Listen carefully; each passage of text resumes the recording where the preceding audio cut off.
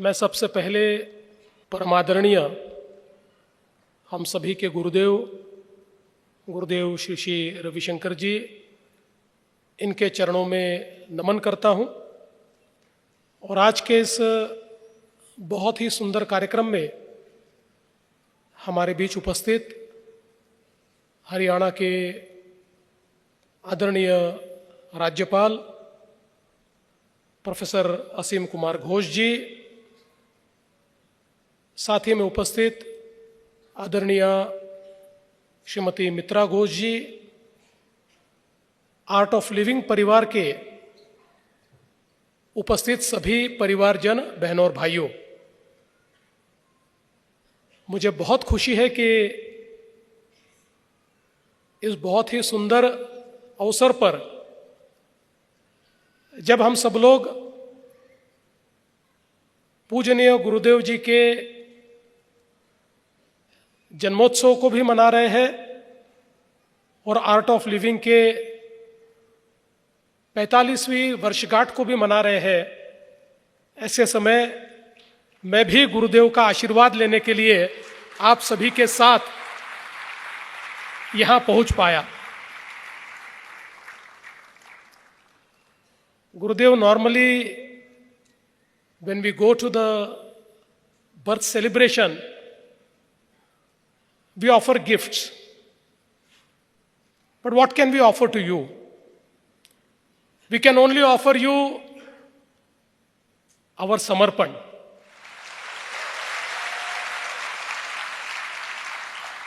And all of us here are present to offer our samarpan to our beloved Gurudev.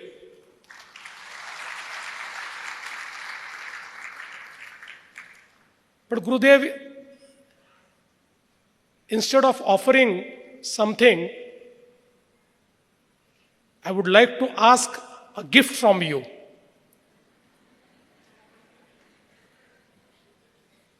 I would urge you,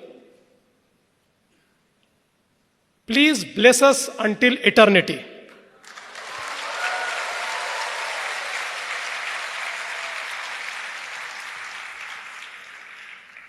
हम सभी लोग जानते हैं कि हम भारत के विश्व गुरु होने की जो संकल्पना करते हैं, वो विश्व गुरु, it is not just an economic power. It is not a military power. ये तो दो चीजें बाय प्रोडक्ट है। हम जिस विश्व गुरु की संकल्पना करते हैं वो स्पिरिचुअल सुपर पावर है।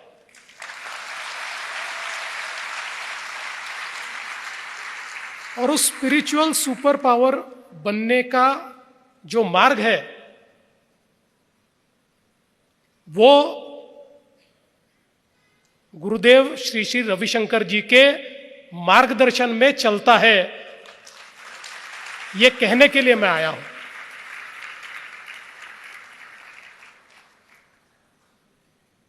भारत एक बहुत ही स्वर्णिम इतिहास का साक्षी रहा है, लेकिन केवल इतिहास के भरोसे कोई देश महान नहीं हो सकता। अपनी महानता को कायम रखने के लिए जो हमारे तत्व है, जो हमारे विचार है, जो हमारी आध्यात्मिक सोच है, उसको नए स्वरूप में दुनिया तक पहुंचाने की आवश्यकता है। और आज उस आवश्यकता को अगर कोई पूरा कर रहा है तो वो श्री श्री गुरुदेव जी कर रहे हैं।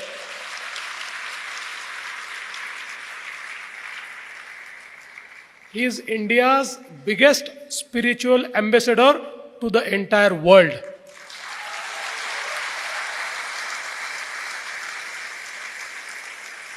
आज हमारे आध्यात्मिक चिंतन को,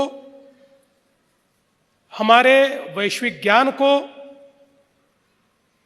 हमारी सारी विधाओं को दुनिया के सामने प्रमाणित कर दुनिया की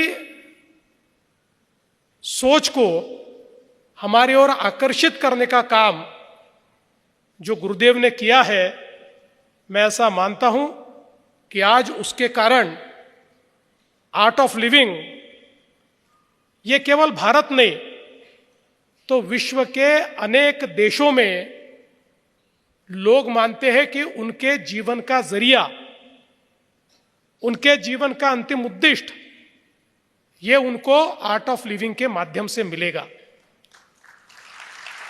और हम सब लोग ये मानते हैं कि जब हम लोग जीवन जी रहे तो चाहे वो सत्य युग हो या त्रेता युग हो या कलयुग हो, हर युग में व्यक्ति को दुखों का सामना करना ही पड़ा है।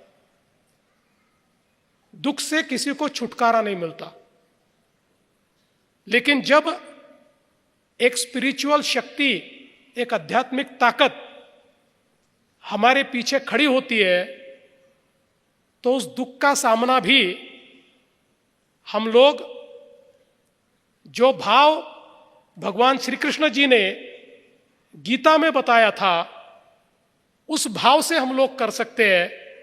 और उसके कारण न दुख में न सुख में, दोनों में भी किसी प्रकार से विचलित हुए बिना या बहुत ज्यादा हर्षित हुए बिना एक बहुत अच्छी जिंदगी हम काट सकते हैं। और मुझे लगता है कि वही विचार गुरुदेव के मार्गदर्शन में हम सभी को मिलता है। आज हम देख सकते हैं देश और दुनिया में जिस प्रकार का कार्य आर्ट ऑफ लिविंग के माध्यम से हो रहा है। महाराष्ट्र में तो पिछले 10-12 सालों से मैं स्वयं आर्ट ऑफ लिविंग के साथ कार्य कर रहा हूं। जिस प्रकार से वाटर कंजर्वेशन में आर्ट ऑफ लिविंग ने कार्य किया, लोगों की जिंदगी बदल गई।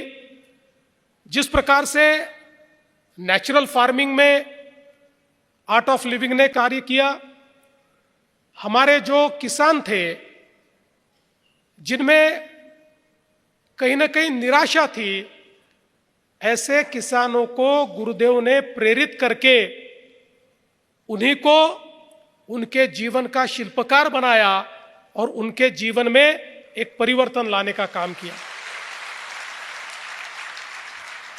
जहां पर भी आपत्ति हो, जहां पर भी विपदा हो, ऐसी हर जगह आर्ट ऑफ लिविंग मौजूद है।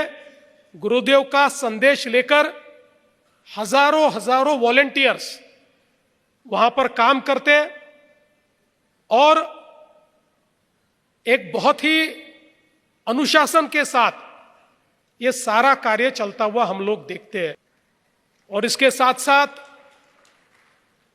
आज शहरों में भी जहां एक अर्बन लाइफ के कारण हमको निराशा दिखाई पड़ती है,